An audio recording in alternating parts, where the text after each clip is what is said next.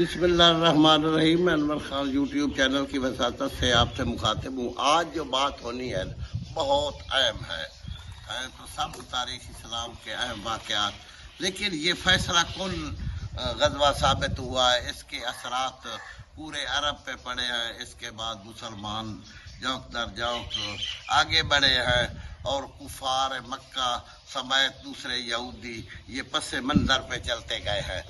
یہ ایسی ہے اور اس میں اللہ تعالیٰ نے ایسی فتح دی ہے مسلمانوں کو معجزانہ طور پر کہ جنگ خندق جو ہے نا، یہ پیش خیمہ اس جنگ کا ہے کہ اپنا بنی نذیر کو جب حضرت صلی اللہ علیہ وسلم نے غداری کے زمرے میں وہاں سے نکالا تھا مدینہ الرسول سے، تو وہ ان کا تقریباً 1000 آدمی تھا بنی نذیر کا۔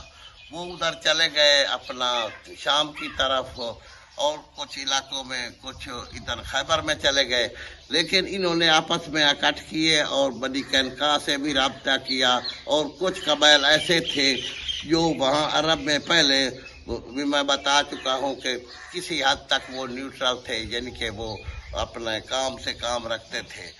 تو ابو سفیان نے جب یہ موقع دیکھا ادھر جنگ عہد سے واپس جا کر کہ جنگ عہد سے بعد یہ واقعہ ہوا ہے بنی نذیر کو وہاں سے نکالنے کا، تو اس نے سارے یہودی قبائل سے بھی رابطہ کیا اور دوسرے قبائل جو پہلے غیر جانبدار رہتے تھے یا کسی حد تک یہ دیکھتے تھے کہ کون غالب آتا ہے، انہیں بھی متحرک کیا۔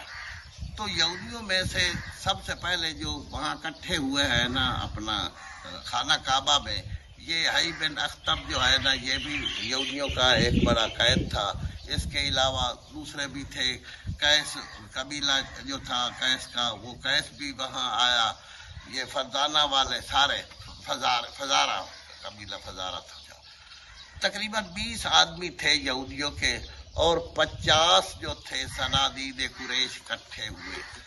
ان میں قریش مکہ کے علاوہ جو گرد و نواح میں رہتے تھے نا، قریش قبیلہ کے علاوہ دوسرے قبائل بھی، انہیں بھی وہاں بلایا گیا۔ یہ 50 آدمی قائدین جو تھے نا اپنا قریش مکہ کے اکٹھے ہوئے، اور 20 آدمی یہ تھے اپنا یہودیوں کے۔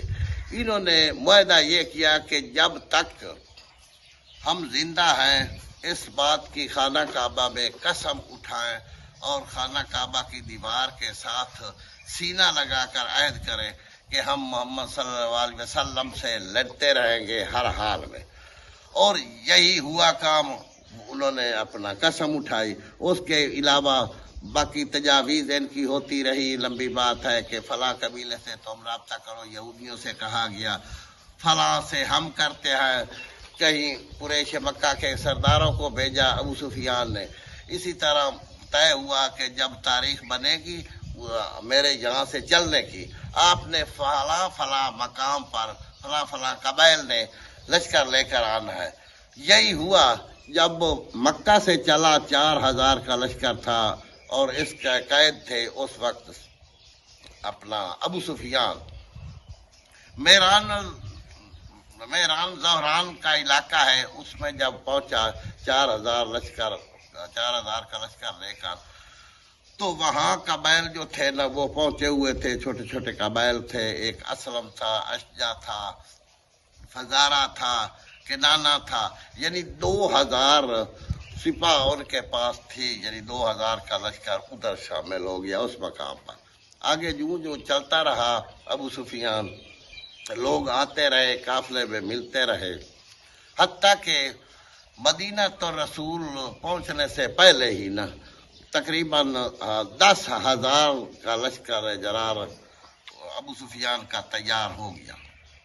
جب مکہ سے چلا تھا تو 200 گھوڑے اور 1000 اونٹ تھا۔ جب وہاں پہنچا تو اونٹ بھی کافی ہو گئے اور اپنا گھوڑے بھی، دوسرا سامان حرب بھی۔ تو مدینہ سے کچھ فاصلے پر جب اس نے پڑاؤ ڈالا اور وہاں جانے کے لیے تیار تھا، تو اس نے حی بن اخطب کو بلایا ابو سفیان نے۔ اس نے کہا کہ دیکھا ہے لشکر، کتنا بڑا لشکر ہمارا تیار ہو گیا ہے، ہر قبیلہ نے ہماری سپورٹ کی ہے۔ آپ ایک کام ہر حال میں کریں، وہ کیا ہے کہ صرف بنو قریظہ جو ہے نا قبیلہ، وہ اس وقت محمد صلی اللہ علیہ وسلم کے ساتھ ہے، کیونکہ بنو قریظہ کی وجہ سے ہی بنو نذیر کے ساتھ لڑائی ہوئی تھی اور انہیں وہاں سے بھگا دیا تھا کہ ان کی آپس میں دشمنی تھی۔ تو اس نے کہا کہ میں یہ کام کر لیتا ہوں، وہ فوراً اپنا مدینہ پہنچا، اور جو تھا ان کا اپنا قلعہ، اس کا کعب بن اسد سردار تھا اس قبیلے کا، بنی قریظہ کا، وہ قلعہ کا دروازہ کھٹکھٹانے لگا اور کہا کہ آپ ایسا کریں، وہ اندر سے آیا کعب بن اسد، آپ ایسا کریں کہ آپ محمد صلی اللہ علیہ وسلم سے معاہدہ توڑ دیں۔ اس نے کہا یار ہم کیسے توڑے؟ اس نے کہا کہ میں عزت ابدی آپ کے لیے لے کر آیا ہوں، آپ اسے توڑے، آپ کے علاوہ کوئی قبیلہ یا کوئی اپنا قوم اس وقت محمد صلی اللہ علیہ وسلم کے ساتھ معاہدے میں نہیں ہے۔ تمام اشراف مکہ جو تھے، اشراف قریش، وہ بھی متحد ہو گئے اور دوسرے قبائل بھی، اور 10,000 کا لشکر ابھی پہنچنے والا ہے۔ آپ تو مجبوری کے عالم میں پہلے ان کے حلیف تھے۔ بہرحال اس نے کہا محمد کے پڑوس سے، صلی اللہ علیہ وسلم کے پڑوس سے اپنا کعب بن اسد نے کہا ہمیں آج تک اچھائی ملی ہے، بے وجہ ہم کیسے توڑے؟ بہرحال وہ قلعہ میں داخل ہو گیا، اس نے اس کے قبیلے کے دوسرے یہودیوں کو بھی بلوایا، کافی اپنا ان کی بات چیت ہوتی رہی، بالآخر انہیں قائل کر لیا کہ ہم معاہدہ ختم کرتے ہیں۔ اسی وقت معاہدہ کا کاغذ آیا اور خود حی بن اخطب نے وہ پھاڑ دیا۔ اتنے میں ابو سفیان بھی وہاں پہنچ چکا تھا۔ جب وہاں آیا لشکر کفار، اس نے خندق دیکھی تو وہ بڑے حیران ہوئے کہ پہلے ہم نے ایسی جنگی چال نہیں دیکھی تھی، کیونکہ خندق حضرت صلی اللہ علیہ وسلم نے اپنا حضرت سلیمان فارسی کے مشورے پر خطبات دی تھی، جب انہیں پتہ چلا کہ کفار مکہ لڑنے کی تیاری کر رہے ہیں اور کافی قبائل دوسرے بھی ان کے حلیف ہو چکے ہیں، تو انہوں نے وہ بتایا کہ حضرت سلیمان فارسی نے کہ ہمارے بڑے شہروں پر جب حملہ ہوتا تھا یا حملہ کے امکانات شروع ہوتے تھے تو ہمارے حکمران اس شہر کے ارد گرد خندق کھدوا دیتے تھے، ایک دروازہ رکھا جاتا تھا تاکہ ایک طرف سے لڑنا آسان ہو۔ تو وہ حضرت کو پسند آئی تھی بات، آپ نے خندق کھدوائی۔ بہرحال مسلمانوں نے جتنی مشکل میں تھے خندق کھودی۔ جب رات کو یہ پتہ چلا کہ بنی قریظہ نے تو اعلان کر دیا ہے کہ مسلمانوں سے اپنا انہوں نے توڑ دیا ہے معاہدہ بھی، اور وہ پھاڑ دیا ہے معاہدہ محمدی، حضرت صلی اللہ علیہ وسلم نے خطاب فرمایا، چونکہ صحابہ کرام کے دل ٹوٹ گئے، انہوں نے کہا کہ پہلے عرب متحد ہو چکا ہے، اب کیا بنے گا کہ ایک قبیلہ تھا یہ بھی ہمارا مخالف ہو گیا۔ تو حضرت صلی اللہ علیہ وسلم نے اپنے صحابہ کرام کی، اپنے مجاہدین کی کافی دل جوئی فرمائی، اور انہیں اللہ تعالیٰ کی طرف سے وعدہ نصرت وہ بھی اپنا بتایا کہ اللہ تعالیٰ انشاءاللہ تعالیٰ ہمیں نصرت دے گا، اور یہ آخری مارکہ ہے جو چل کر ہماری طرف آتے ہیں، اس کے علاوہ ہم جہاں بھی جائیں گے نا بعد میں ہم چل کر جائیں گے، دشمن ہماری طرف نہیں آئے گا۔ غزوہ احزاب بھی اسی لیے کہا جاتا ہے کہ اس میں تمام قبائل اکٹھے ہوئے اور ہر ایک سے انہوں نے مدد ابو سفیان نے طلب کی تھی۔ بہرحال جب انہوں نے وہ دیکھا تو خندق کے پار پڑاؤ ڈال دیا، تقریباً 24 اپنا دن، ایک روایت کے مطابق 27 دن تک خندق کے پار یہ بیٹھے رہے کفار مکہ، انہوں نے خیمے لگا دیے، اونٹ شونٹ ذبح کر کے کھاتے پیتے رہے کہ کیا کریں۔ ادھر 10 دروازے تھے، 10 دروازوں پر حضرت صلی اللہ علیہ وسلم نے، وہ بھی ایک کنارے سے تھے جدھر سے مدینہ تھا، تو وہاں بھی پہرے بٹھا دیے تھے، کہیں کوئی ادھر سے اب کوئی دروازہ نہ بنا لے۔ اپنا تقریباً یعنی 24ویں دن یا 27واں دن تھا، تو آخری دن عمر بن عبدود، اور یہ بڑا معروف جنگجو تھا، 1000 جنگجو جوانوں کے برابر بھی یہ سمجھا جاتا تھا، فارس یلیل بھی کہا جاتا تھا۔ اس نے کہا یار اتنے دن ہو گئے ہم بیٹھے ہیں، اتنے قبائل آئے ہیں، مسلمان مٹھی بھر ہے، اب ایسا کریں کہ ہم یعنی کہ مبارک طلب کرتے ہیں، یعنی ایک کے مقابلے میں ایک. آپ جو بہادر آپ نے آپ کو کہلاتے ہیں نا، میرے پاس آئے میرے ساتھ.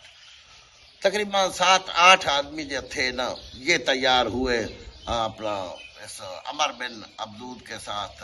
نوفل بن عبداللہ بن مغیرہ ہے، حبیرہ بن اپنا خطاب ہے، اپنا اکرمہ بن ابو جیل ہے، خالد بن ولید ہے. خود ابو سفیان کو بھی آنا پڑا چونکہ قائد یہ تھا. اس طرح یہ چل پڑے. اس نے اپنا گھوڑا جو ہے نا، ہمارا آگے آگے تھا، ان کی قیادت کر رہا تھا.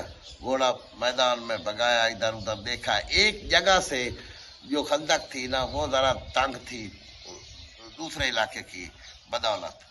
تو آپ نے ایسا کیا، اس اپنا جو جہاں سے تنگ تھی، تو حضرت صلی اللہ علیہ وسلم نے اسی تنگ ایریا کے پار خیمے لگوا دیے تھے مجاہدین کے، کہ یہاں سے ہو سکتا ہے کفار ہمت کریں. جب وہاں آئے انہوں نے جست لگائی گھوڑوں کو، بلکہ اس نے عمر بن عبدود نے اپنا پہلے لگائی جست. گھوڑا اس کا پار جا گرا. کچھ نے گھوڑے دوڑائے اور کچھ جو ہے وہ خندق میں داخل ہو کر آگے آ گئے. مسلمانوں نے دیکھا کہ یہ یک طرفہ یعنی کہ ایک ایک کر کے جنگ کرنا چاہتے ہیں ہم سے، چلو پتہ چل جاتا ہے.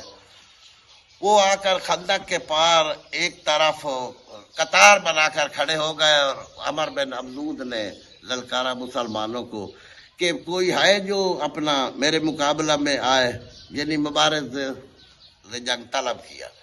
تو حضرت صلی اللہ علیہ وسلم نے اپنا صحابہ کرام سے فرمایا کہ کوئی ہے جو اس کا مقابلہ کرے.